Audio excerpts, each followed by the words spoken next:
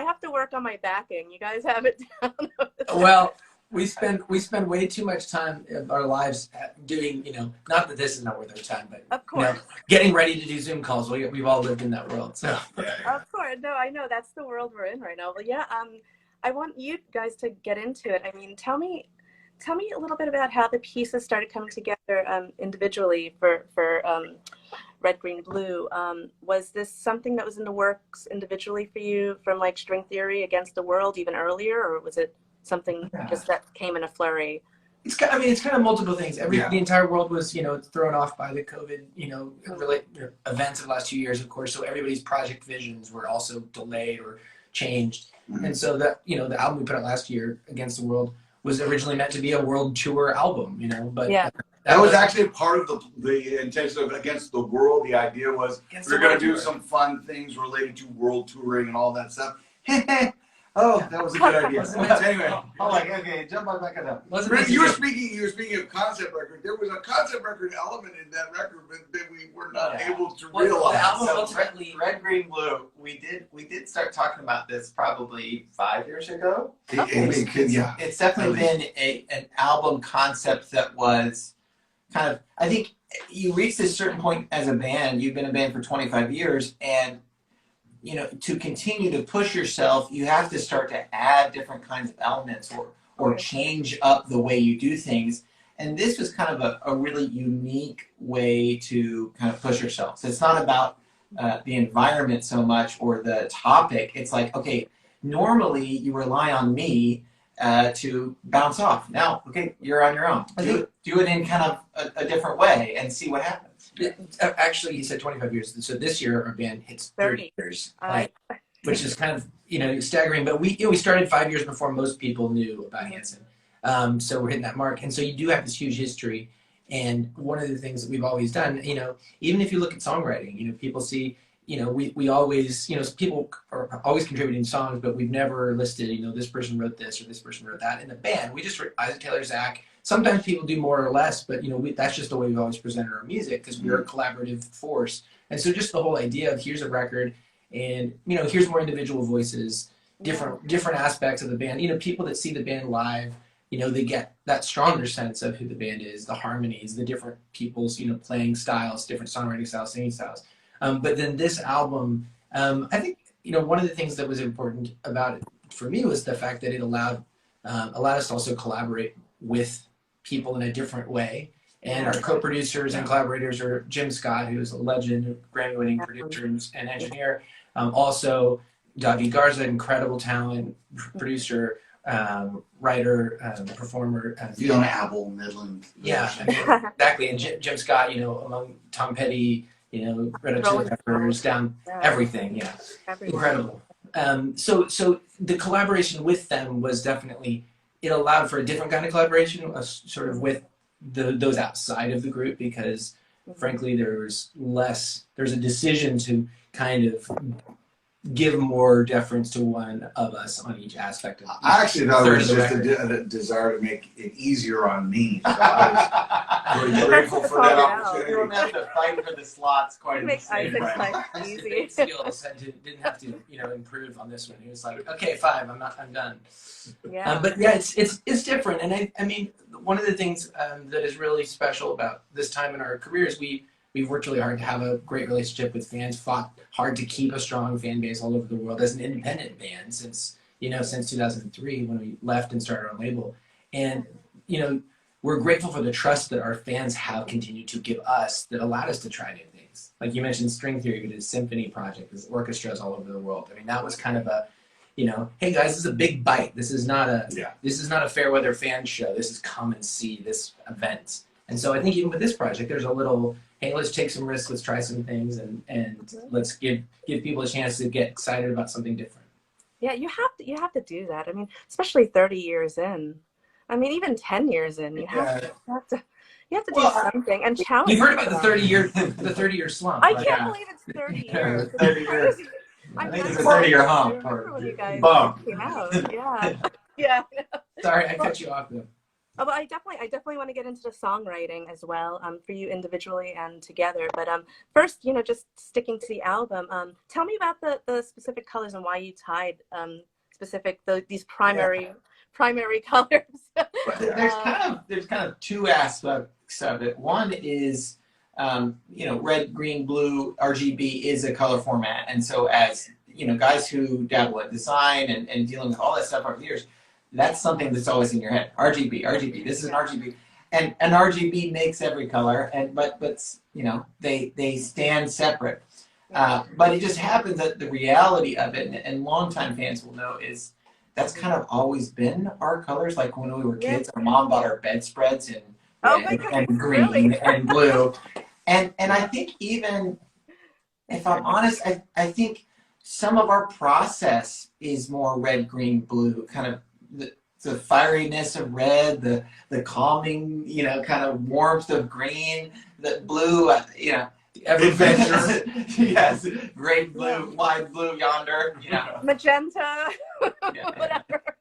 I mean, colors CMYK just didn't seem right. So exactly. I think colors are emotional, too. Yeah. They send an emotional, people have associations obviously with them. And so all those things together just kind of tied to the concept. Mm-hmm. But ultimately, there's this sort of invisible, that's Zach. Zach is blue, Isaac's green, Taylor's red. That's just almost always been true. So that's one of the ties. I buy blue cars. I've always had blue cars. Everything's blue. Everything's blue in the house, different shades, or like. My office is blue. Are you more of like a navy, like a dark, midnight blue, or like?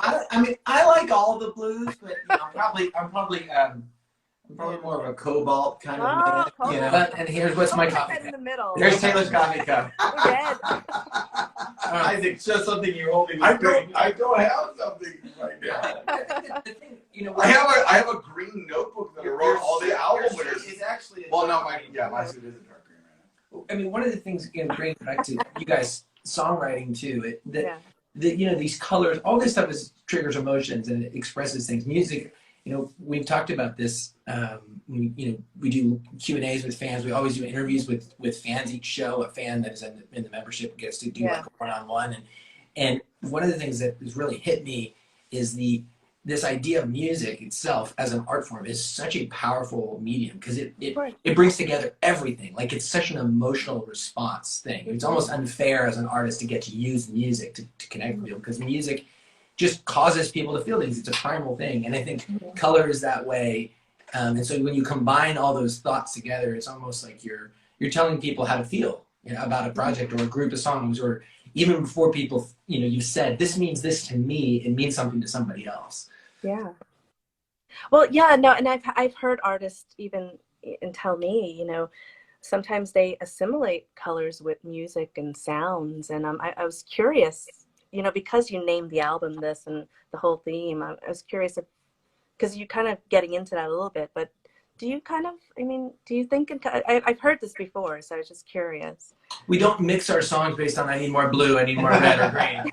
No, that's been said. There's lots of artists that actually do that. Well, it's we like our sound. It's obviously a thing, though. I mean, you can see how that, there is an energy to the way colors play, and so you could do that fairly easily. Man, this song needs to be more green. It would make sense, I think, especially when you live in a world where you're trying to express the intangible to another creator. How do I get this feeling? I don't quite know how to explain it because I don't know what it is yet. Using these things that people can, identify, like color, or in this, descriptive musical words. There needs to be more mellow or more high energy. More green. Wait. Yeah. I mean, it's interesting. Blue and green are both they're all organic. You have colors that are in the world. I mean, these are, they play roles. Yeah, I mean, the red being basically in some sense the color of if you go super primal, life. It's basically life, which is like blood and flowers, and flowers and ripe fruit, and that's the thing you want. That's like lifeblood, literally. Right, and then green is like all the nature, all the trees, and all the things grow, and then water's the thing that makes it all work. Exactly. Well, you know, with these different colors in the songs, I know you guys are, so Taylor, your first song, we premiered it earlier, with Heart, and then we have another one in March, and then April yeah. before, Each month, yeah. before the May 20th release. Is that correct? You're doing one? Yeah. So why don't you talk about Child at Heart a little bit and what it's about? So the first song that comes out today, we're talking about these different colors, Yeah. called Child at Heart. And I mean, even the video, you know, part of what we're talking about is also premiering the video, which takes a character, which I'm sort of playing through a really terrible day. And so talking about kind of the blood of life and flowers and roses, and those are kind of themes that are tying the red part in. But yeah, I mean, this song is it's emotional. I mean, it's when it really comes back to it, if you listen to the writing of the song from that point of view, one of the things I love about this is you don't always have songs you can just present the chorus right from the beginning. Most songs you think is traditional songwriting structure. Here's the intro, here's the verse, here's the pre-chorus, here's the chorus.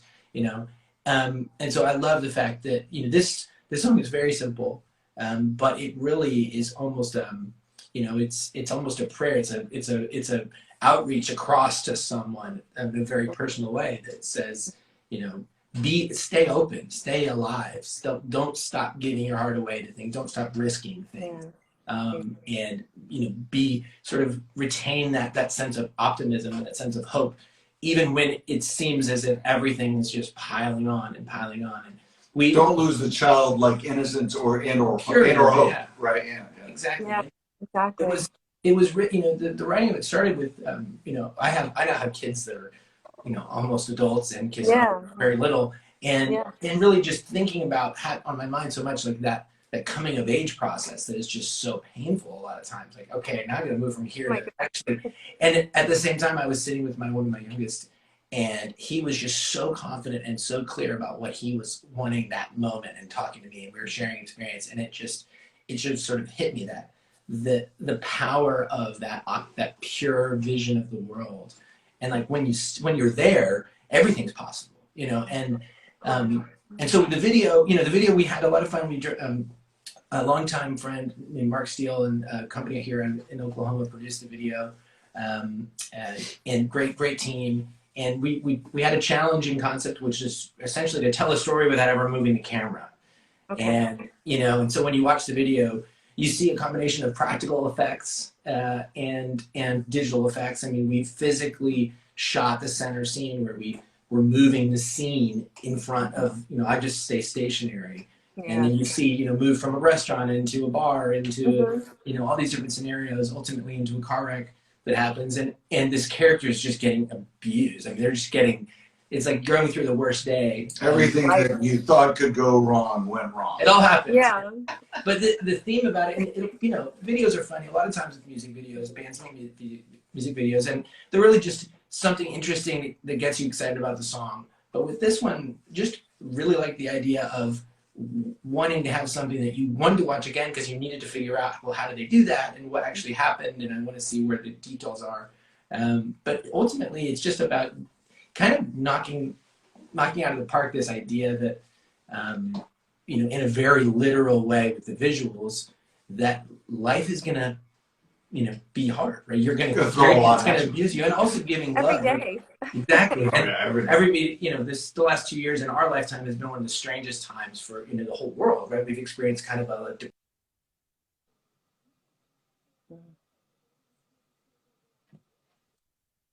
I think the idea of actually Zach is giving up. He hates 14. But the idea of actually relationships, like giving love to people, and the fact that sometimes that when you put yourself out there, you know, you take a risk, and to not stop taking a risk. It should be charging. Actually. Yeah, but it's not. There it is. Yeah, no, I definitely got that. You know, and I feel like the video complemented the lyrics too, just those highs and lows and what you were just saying.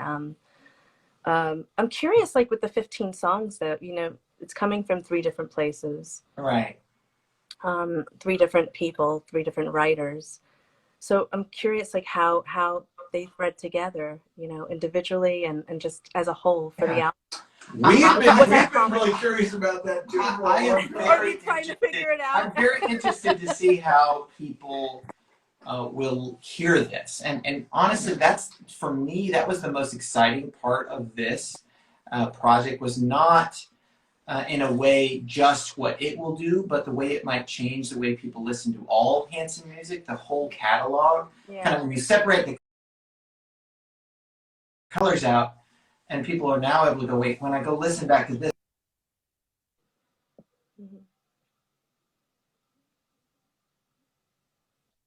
it's going to sleep. My phone's going to sleep. I'm sorry. Like, will it change the way they hear the songs? But yeah, writing it was interesting, because the truth be told, 5 songs is not a lot of material to tell a story. And when you don't know exactly, so in my case, I'm blue. I'm the last one. So I don't know, what is Isaac going to do? What is Taylor going to do? And actually, mine was recorded first. And so the end was recorded first. And the first was recorded second, and the middle was recorded last. So Isaac sort of had more of he kind of knew. I was like looking forward and looking. Oh, this is what happened. I'm what one would call a slow burn. So I needed just a little bit more.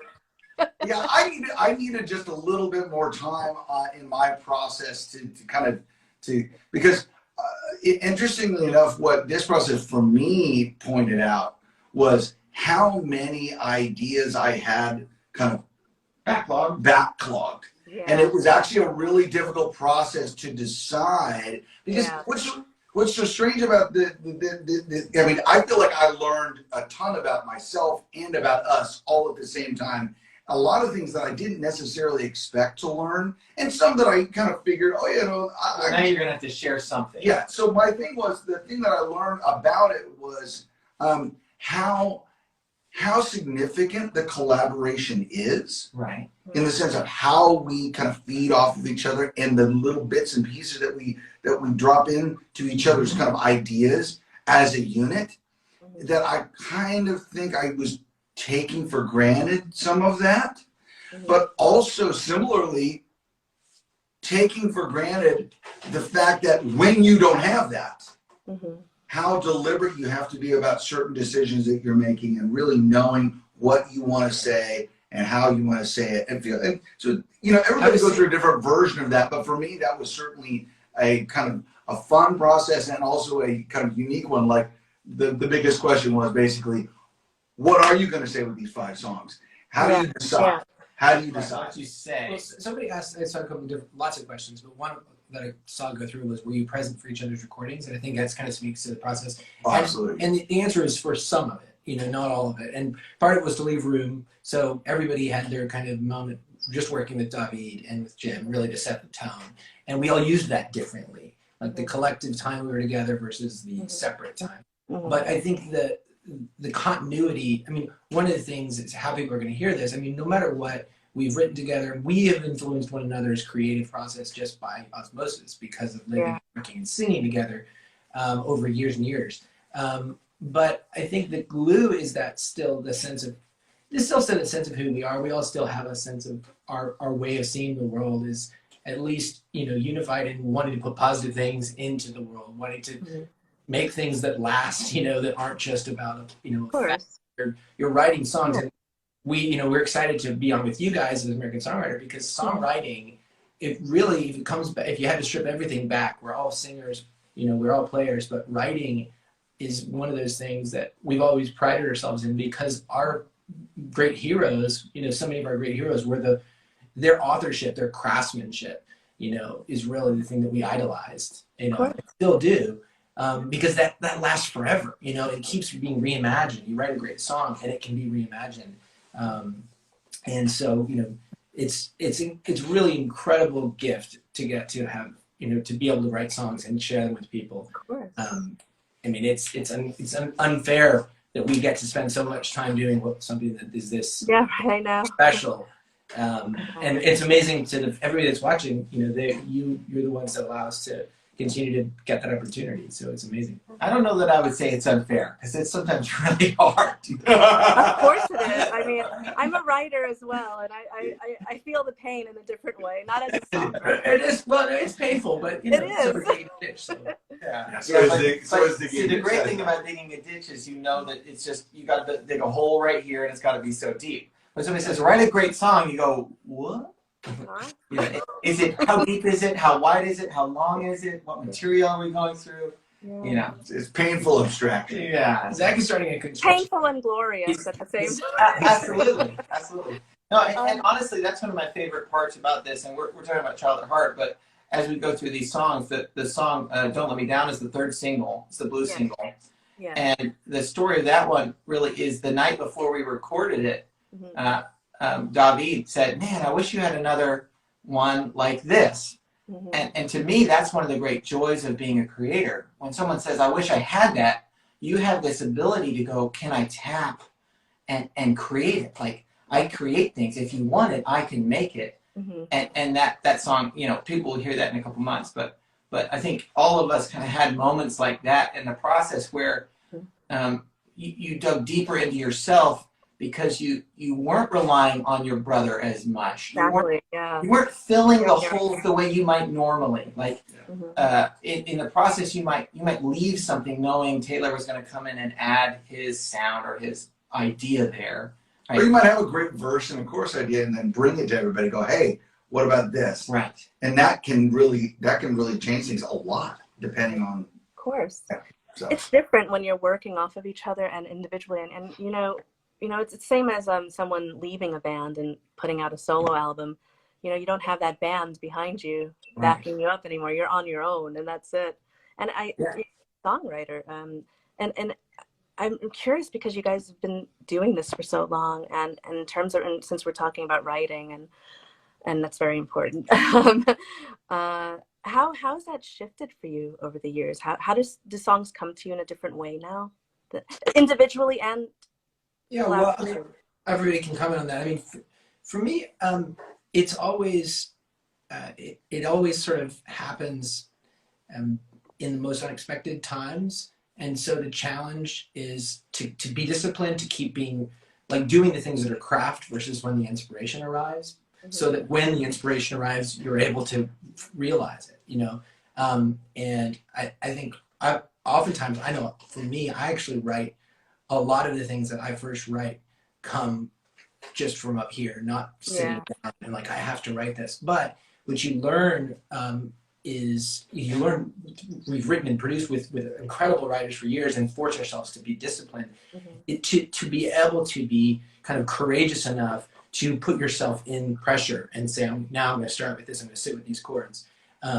And I think band writing, like truly band writing, is another thing, like playing with one another and letting music, like a drummer and a player, like, and that is truly the fourth process. Well, you each have a defined role. And I think that's almost more like you would make that akin in the hip hop world or the dance world too, when you have a programmer and he's building a production right from the beginning, and that writing is a blast. Like that, I love that writing style, because it draws you to something so specific as well. But I think, not surprisingly, Zach oftentimes gets very bored in that writing style. He's like, I can only play a drum beat for so long. Both for, but it's interesting. I mean, I'll let you guys say, but for me, a lot of times I identify a hook or a melody or a phrase without ever playing an instrument, and that is really like very clear, because you sit down, the minute you play a set of chords, you're like, well, this is what I know how to play versus what I hear, and sort of idea. It's almost like a movie starts to play, like, and then you figure it out. You know, I think, so you're talking about how process has changed over time. And so I'll try and use an analogy. I think of it sort of like Legos. So when you're a kid and you're starting, you really don't know how to build Legos, right? And so you have to look at the instructions, and you buy sets. And to that extent, when you're writing songs and you're starting out, usually your songs sound a lot like the songs you're listening to. Well, and that's also covering songs live too, is building off the instructions. Well, and what I find now is like when you look at a bucket of Legos, and I love Legos, Yeah. Bagels are awesome. There's nothing there, Yeah. right? Except everything. Except everything. Except Yeah. everything. And you don't actually get inspiration until you start to pick a piece. It's sort of like, you know what? I'm going to start with a blue piece. And you start to grab pieces and it becomes this ever-changing shape. And sometimes you get partway through and you go, man, I can't find two of this. Yeah. So I have to change it. Now it's going to be red and green or red and blue, right? And so it's sort of like you get what you ask for. If you dive in, you can build so many things, but you have to get in there. You have to dig to find it. Yeah. And sometimes it shows up. I mean, what Taylor's talking about, sometimes you just go like, whoa, there's the piece and there's everything, and just pops. But Sometimes, mostly it's the digging. It's the putting yourself in that place where to be creative, to look for the song, to find the inspiration, and all of a sudden you start hearing it. You start hearing it everywhere. You're driving the car and the rhythm of the tires or the sound of the static on the radio. Like suddenly you start going, boop, I hear it everywhere because I'm asking. Well, which also reminds me of one time in the breaks of one time we pulled up to a gate after the plane landed. Yeah. And they stopped in front on an airplane. As the plane stopped at the gate, the brakes made a sound. And literally all three of us immediately heard which is a Sheryl Crow. That's great. Yeah, it was just Sheryl Crow song. So why am I saying that? I'm saying that to say that there are things and moments and stuff that will hit you out of nowhere and immediately inspire a thought or a feeling. And yes, that always exists, but I also think about the fact that creativity is a muscle. And that's one of the things I was struck by so much in this process is like what Zach said. It's like you have everything and nothing, right? So you got to start, you got to practice the creativity in a very intentional way. And I think there was a real value for me personally in allowing myself to decide that this was the set of, this was the bucket of Legos I was going to pick from. Right. And nobody else told you what it was. Nobody else could tell you what it was. Well, yeah, and there's a great fun and great advantage when Tay or Zach come in with something really fun and cool and exciting. You're like, yeah, man, let's dig in. But it can be a daunting task when you have to decide, oh, I got to pick which bucket. And so I think that was cool for me personally. Yeah. Well, tell me about your song, "Write You a Song." Coming out. Well, I mean, I don't want to spend too much time on it because I think save that for another. I think talk about, because you're the only one who actually collaborated with other writers on this. That's actually says a lot about, I think, probably about us as individuals. Taylor and Zach are kind of more like more kind of individual in a certain sense. There's a co-write on every single one of my songs. And some of that is very deliberate, actually. And some of that was about my process where I just said to myself, I want someone to throw things off of in a very specific way. And so in a couple cases, I used our friend and producer, David Garza, who did the work with all of us on all this record. And in another case, it was with a very close friend named Paul McDonald, who's a fantastic songwriter. Shout out to Paul. Shout out to Paul, one of our best friends, who happens to also be an artist. And he came into town and wrote a tune with me. That is the I'm going to write you a song. That's Write You a Song. That song is he and I, and a little bit of David as well. But the majority of the idea came through that process.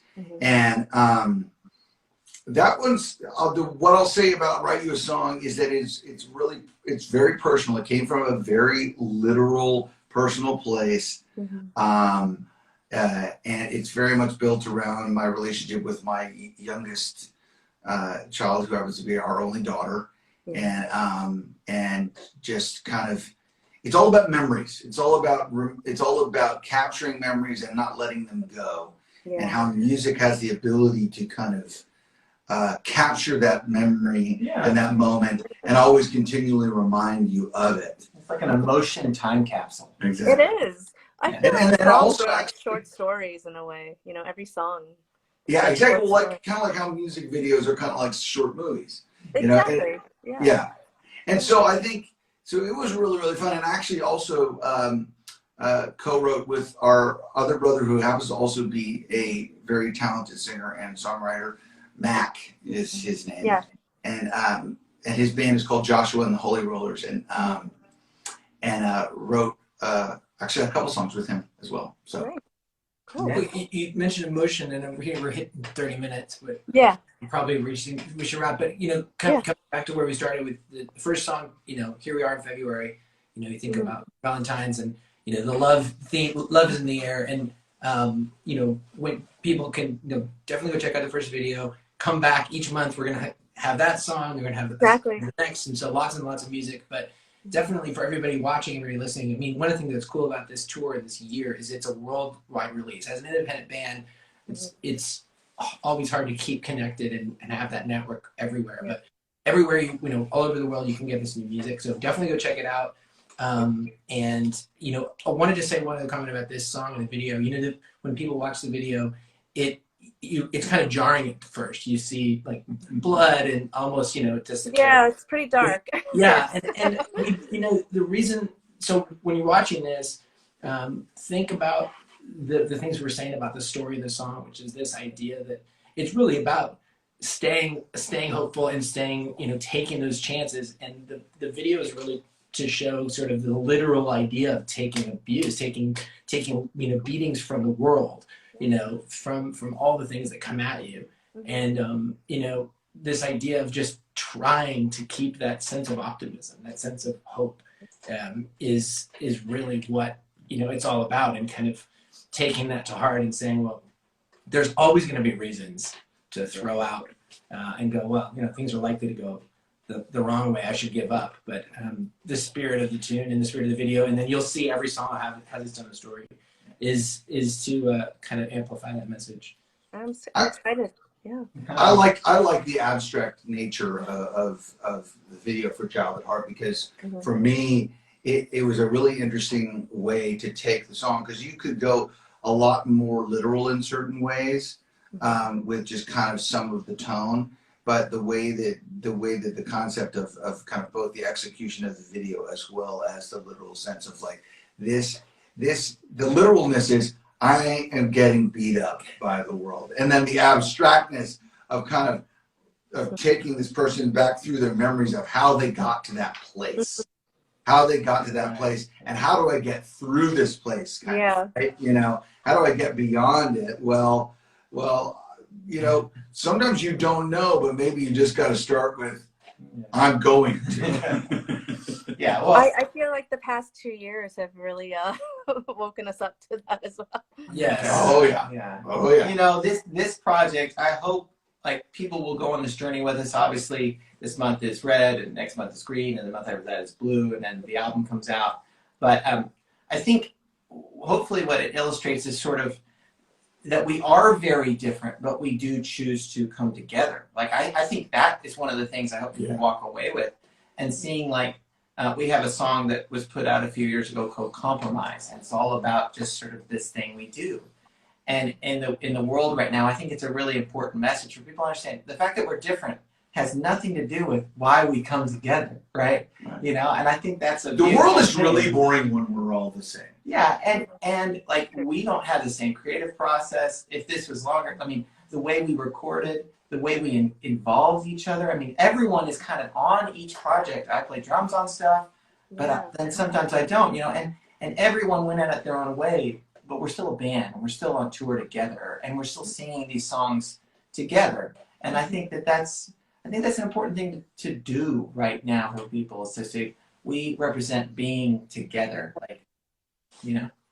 That's great. And congratulations on 30 years. I mean, thank you. I don't even know how that feels for you, how you compute that in your head. It's like multiple Maybe. life. My back hurts. Me too. It does feel like you've been a series of people, you know. And Yeah. Well, we have kind of. I was going to say, I think it has been 30 years, but the truth is it's really probably 3 or 4 distinct careers. Yeah. Though we've always been Hanson, there are stages and the roles we've played for each other, and that you have to expect that. You have to change. You have to get better. Otherwise, it's just too hard. You know, you have to grow, and sometimes you fill in an area you had little, but then you retreat from an area, and somebody has to become that person, you know, to kind of keep your dynamic healthy, you know. I used to only play, mostly Xbox. Yeah, mostly Xbox. PlayStation. Yeah, and Dungeons and Dragons. Well, thank you all. I see you're coming into New York in July, so we're exciting. You have the tour starting in June, so the tour starts in Europe in June and takes us all over the planet. Lots of shows in North America. There are still some dates that will probably be announced later on in the year as well, especially Australia and potentially Australian Asia dates as well. are not actually announced, but with the window, you know, that'll come. So lots and lots of shows. So yeah, definitely wherever you guys are, come see us, and get the first song, and then lots and lots more music to come. Yeah. Well, thank you. It was great chatting with all 3 of you. Thanks everybody for joining us. Yeah, no, thank you guys. Bye. Bye.